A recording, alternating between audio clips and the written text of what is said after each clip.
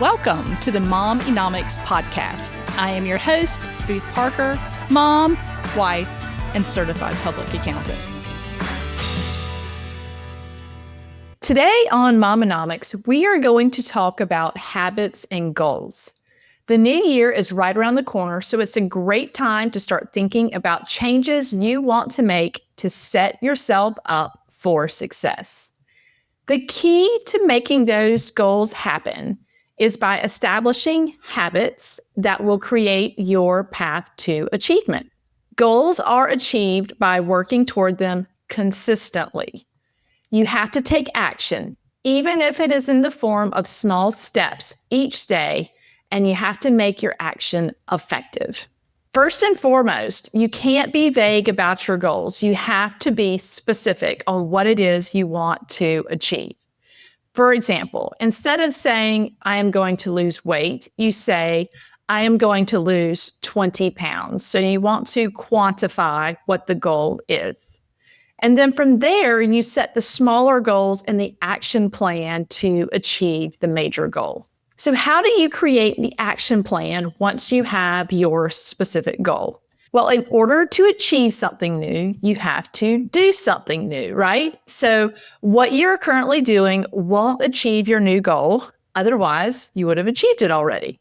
So that means you need new daily habits to replace the current habits that aren't achieving that goal. And here's the thing. If you are currently doing thing X, you can't just say, I'm now going to do thing Y. Our brains just don't change like a light switch like that. It could work for, maybe a few days, but long term, you really have to dedicate yourself to new habits. We often think that creating new habits or stopping bad habits is all about self-discipline. And self-discipline is great, but the truth is, if we create other factors that guide our new habit, we won't need as much self-discipline, and the new habit will be easier and almost come automatically. For me personally, environment has been the biggest factor in achieving my goals. You have to create an environment that makes the habit easy and attainable on a regular basis. Let me give you some examples. So you start with your vague goal of, I want to eat healthier. And you change it to, I am going to pack a salad for lunch every day instead of getting fast food. And I am going to cook dinner at home instead of getting takeout. So you have changed from vague to more specific. And so now it's time to create the action plan to do the specific things. This is where planning is important because it helps set you up for success. But then it's the action that is going to achieve the success. Your action plan in this situation may look like this. Make a meal plan of exactly what you're going to eat and get the groceries. So that would be your first step. And then meal prep and organize the groceries so each meal is convenient to make. You might even need to set a reminder in your phone app, the night before to remind you to prep the next day's lunch. Another benefit of this goal is that you're going to save money as well, right? So not only are you getting healthier, you are going to save some money. So new habits that achieve more than one goal are always going to motivate you to keep going with them. A different example would be you start with a vague goal of, I need to get more sleep. And you change it to, I am going to get 8 hours of sleep each night. This is a goal where you have to stop and ask yourself, why are you not getting enough sleep? So do you end up staying up too late watching shows? Do you scroll on your phone late into the night? So a situation like this would require an action plan of taking something away that you're currently doing. Maybe you need to remove the TV from the bedroom. Maybe you need to leave your phone in the kitchen at night when you go to bed. And creating an inviting bedroom sanctuary would be helpful for this goal as well. I'll link a blog I wrote on creating that kind of space in the show notes. Another big factor that drives new habit success and ultimately goal success for me is who I surround myself with. First and foremost, I communicate my goals with my husband. He's my biggest cheerleader, and he also helps kind of hold me accountable and give me that little tough love when I need it sometimes. But who we surround ourselves with outside the home matters greatly too. So if you're looking for major changes in your life, you most likely will need to make some major changes in who you surround yourself with. I know this can sometimes be easier said than done because you can't always choose your coworkers and things like that. But the people you can choose is what you need to focus on. So there's a saying that we are a summation of the 5 people we surround ourselves with the most. So look at your 5 and ask yourself if they define who you want to be, or are they bringing you down? So if they're bringing you down, you may need to revamp who you're spending your time with and surround yourself with people that are going to bring you up and help you achieve your new habits and goals. So, for example, take the goal I was talking about just a moment ago about eating healthier and the action of packing a salad to have for lunch every day.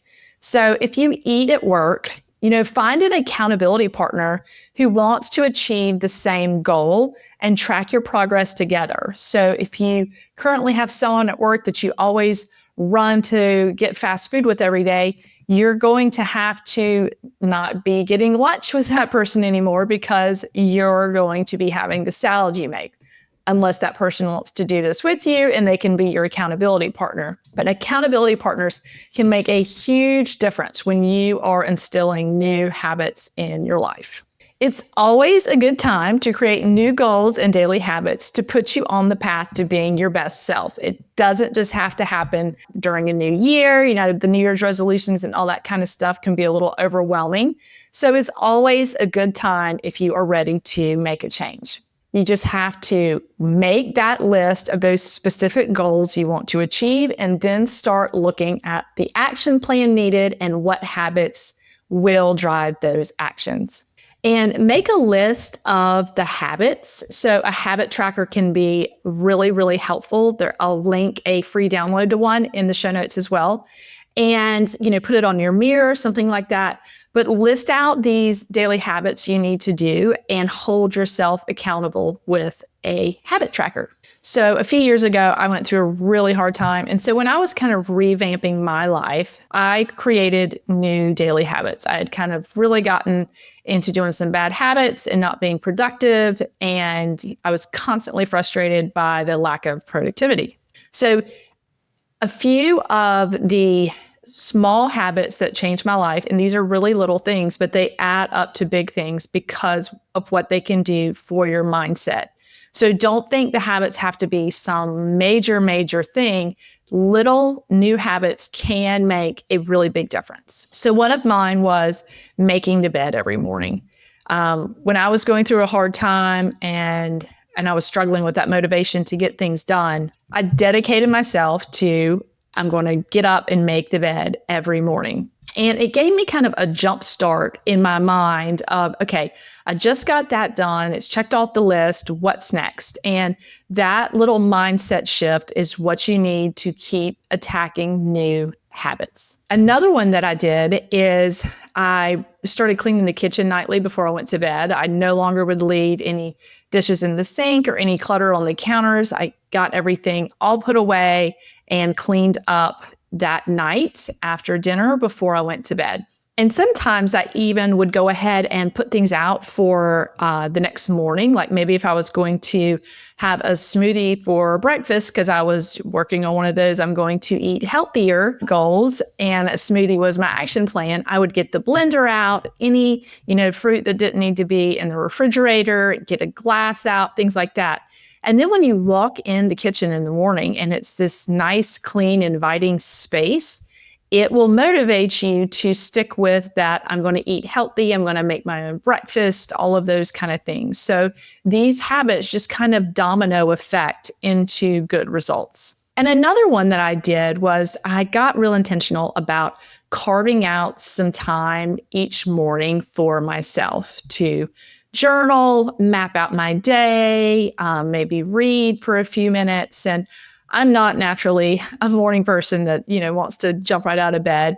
But when you are consistently getting your 8 hours of sleep and you feel rested, it's a lot easier to get up, and you can get up before everyone else if you need to, and just take, even if it's just 15 minutes or 20 minutes for yourself with some tea or some coffee, and really just get your mindset focused for the day. When you're waking up and you constantly feel rushed and behind right from the get-go, it can ruin the day. So taking those, few minutes to yourself in the morning and really letting that set your mindset up to go after all of these other new habits you want to do, you are setting yourself up for success. So I know that those are just, some kind of small things, but they really make a big difference in your life. So if you are working on your goals, think about the little habits that can really help get you there to achieve them. Make that list. It's almost like creating a roadmap. So list your goals, be specific, quantify them if you can, and then list out an action plan to achieve them, and then the habits that will get you there. So back to I want to lose weight. No, I want to lose 20 pounds. In week 1, I'm going to lose 2 pounds by following this meal plan. And here's my grocery list to achieve the meal plan. So mapping it all out and then dedicating yourself to the new habits to achieve them are going to help you on the journey to being your best self. That's a wrap on this episode of MOM-enomics. Be sure to follow me, Booth Parker, on Instagram, and be sure to hit the follow button on your favorite podcast app. And for more freebies and resources, visit my website at www.boothparker.com. Thanks for listening. And as always, information contained on this podcast is intended for educational purposes and is not considered financial advice.